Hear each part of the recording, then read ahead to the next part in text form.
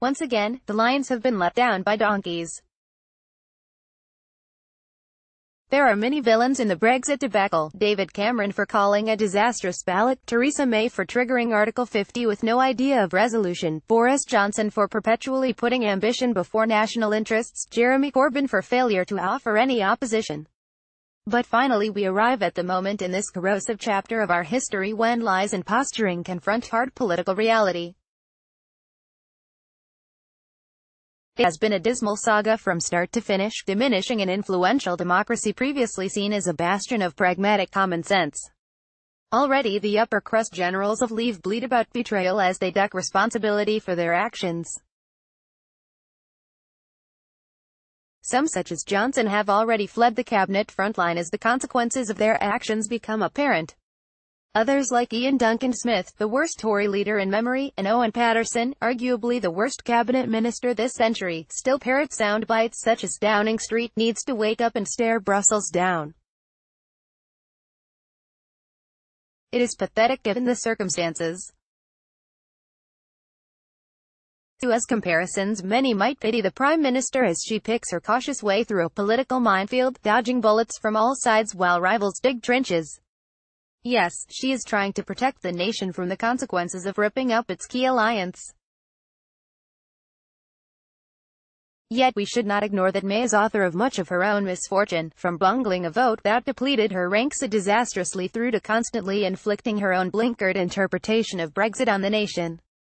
Regardless, as the dark tide of populism is turned back slightly from Poland to the United States, Britain remains stuck in a self-inflicted quagmire. We must find the best escape route.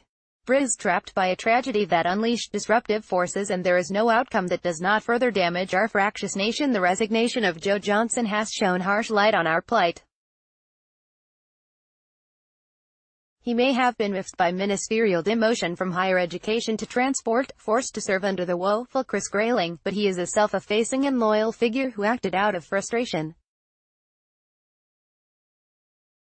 It is hard to argue with his sharp analysis. To present the nation with a choice between two deeply unattractive outcomes, vassalage and chaos, is a failure of British statecraft on a scale unseen since the Suez Crisis, and as he says, what is being proposed now is nothing like what was promised 2 years ago with all that hogwash about the easiest trade deal in history.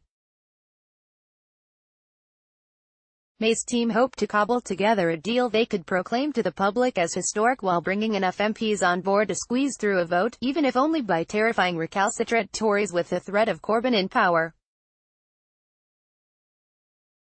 One key figure told me last month that effectively Britain would remain in the European Union, but as a rule-taker and not a rule-maker. Now as they prepare to bring their battered proposals back to the cabinet, possibly this week, they accept that the parliamentary arithmetic almost certainly fails to add up.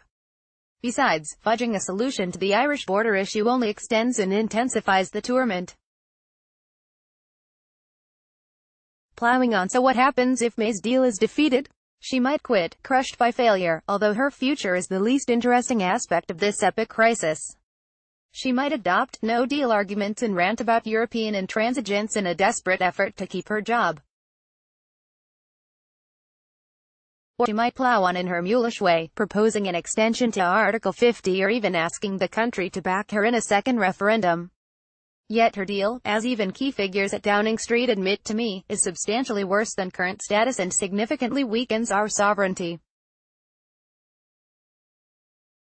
For all May's bold talk of respecting the referendum result, her plan goes against everything promised to the electorate by those triumphant hustlers of the hard right. And weirdly, one eccentric family now defines this debate as they savage a prime minister from very different standpoints. May is author of her own misfortune, from bungling a vote that depleted her ranks to inflicting her own blinkered interpretation of Brexit on the nation. Joe Johnson, showing the seriousness that has always eluded his brother, exposed with impressive clarity the dilemma facing Westminster. Do MPs want to go down in history as backers of a botched deal that is bad for Britain?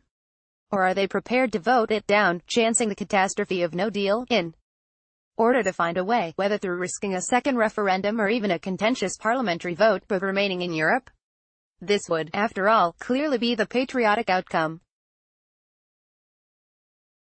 Hard-end views. Several moderate Tories told me last week they failed to see how another referendum would heal the divisions opened by this tragic process.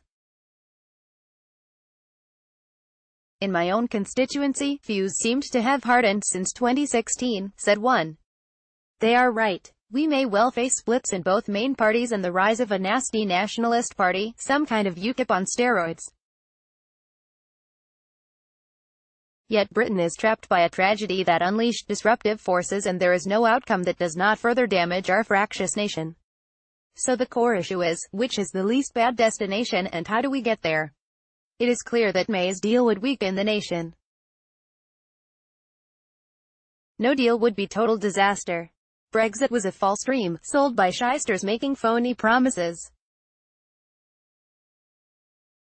As smoke clears from the battlefield, it is entirely democratic to seek a fresh vote, whether from the electorate, now it can see the shape of their proposed future, or in Parliament.